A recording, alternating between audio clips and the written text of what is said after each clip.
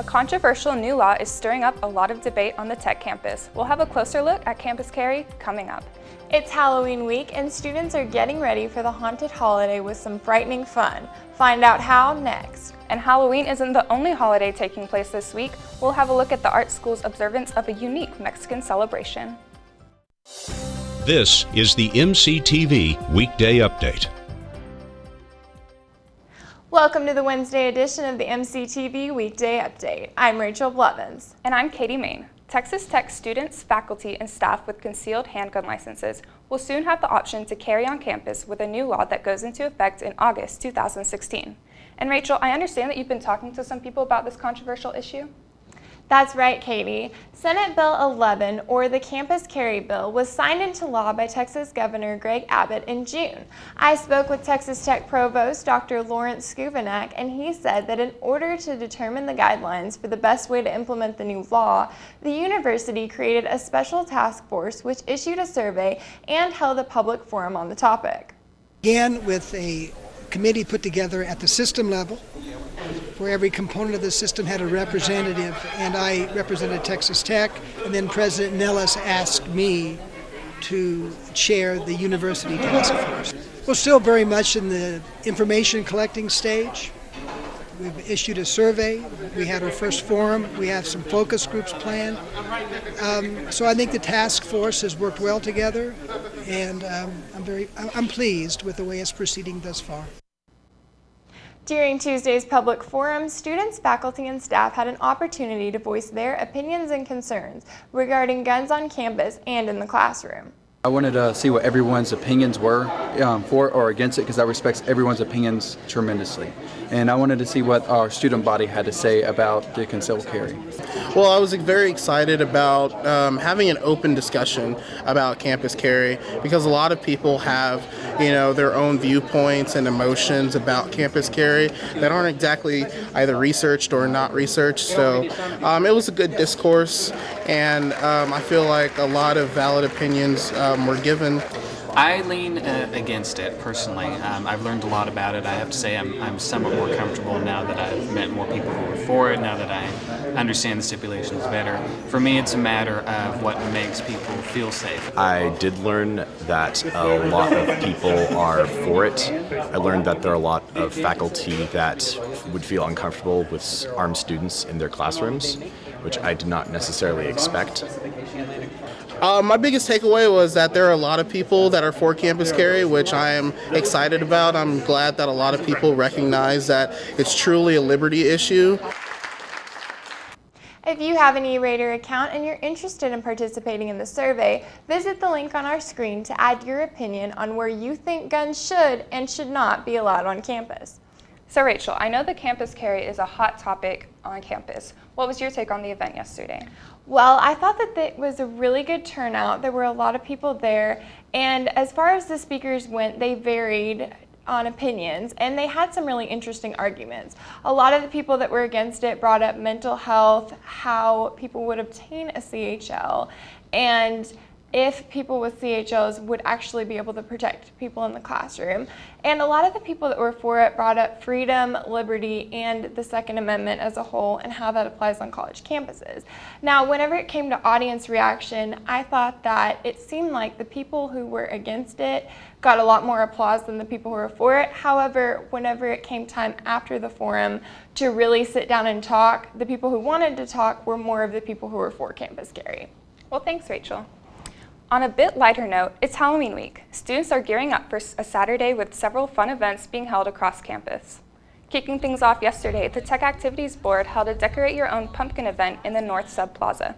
Participants were given the choice of a pumpkin as well as several crafty supplies to help inspire the Halloween spirit. We just brought out some pumpkins, because sometimes, especially like living in the dorms, you can't always decorate your pumpkin. So we kind of felt like that'd be a good way for people to come out and, get festive even when you live on campus. And, especially the people sometimes are super busy. So just, come out for like a quick 30 minutes between classes and just get creative and paint your own pumpkin. As with all TAB events, Decorate Your Own Pumpkin was free with a student ID. But if you missed your chance to make a creepy craft, you still have several opportunities to celebrate the season. Some spooky fun continues tonight as TAB and the Residence Halls Association hosts the annual Tech or Treat event here on campus. The event is a way to give kids a chance to get into the Halloween spirit a little early. Starting at 5:30 p.m., families can stop by the sub for a free children's carnival. Then, from 6 to 8 p.m., trick-or-treaters can visit the Residence Hall to get their fill of candy. For more information about tonight's event, visit www.sub.ttu.edu. Although Halloween is the big holiday in the U.S. during this time of year, a little farther south, another tradition with some supernatural roots will be celebrated this weekend. Dia de los Muertos, or the Day of the Dead, is an annual holiday celebrated in Mexico on November 1st and 2nd. A little closer to home, the School of Art is also getting in on the celebration with their annual Day of the Dead art exhibition. The pieces on display are a creative representation of the concept of the holiday, which is to give friends and family a chance to remember loved ones who have passed away. Prayers from loved ones offered up on the 2 days are also said to help the dead along in their spiritual journey. The exhibition is currently on display in the Studio Art Gallery of the Art Building from now until Saturday. There will also be a reception in the gallery on Friday from 5:30 p.m. to 6:30 p.m.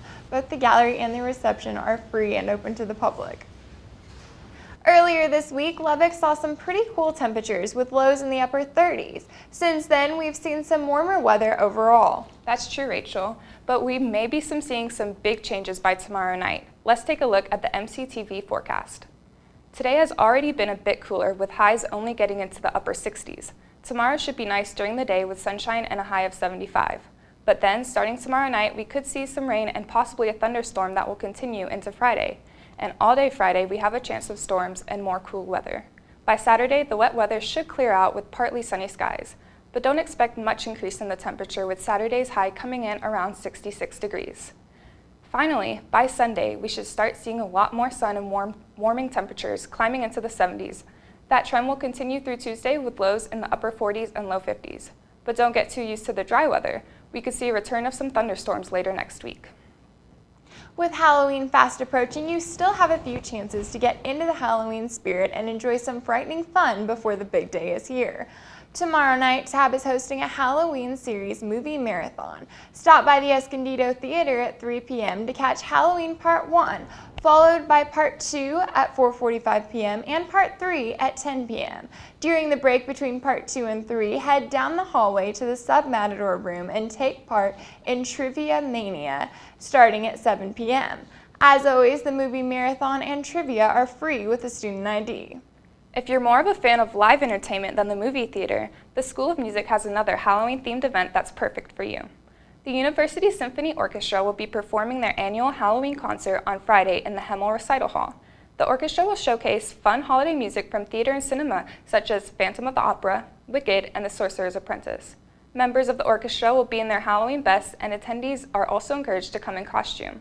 Prior to the concert, children and adults can have the chance to touch and play orchestra instruments in the instrument petting zoo, followed by a performance by the TTU Spring Project. The festivities start at 6 p.m. with the orchestra set to take the stage at 7. The concert and pre-show events are all free and open to the public. And finally, on Saturday, you can start off your Halloween at the Jones as the Red Raiders take on the Oklahoma State Cowboys at 2:30 p.m. Using Halloween as inspiration, the game has been declared a blackout. And as with all games on Halloween, your best costume is also welcome, and maybe even TV-worthy. But if you're unable to be in front of the cameras, you can catch the game on ESPN. So, Katie, what are you doing for Halloween? I think I'm just going to be heading out to the game.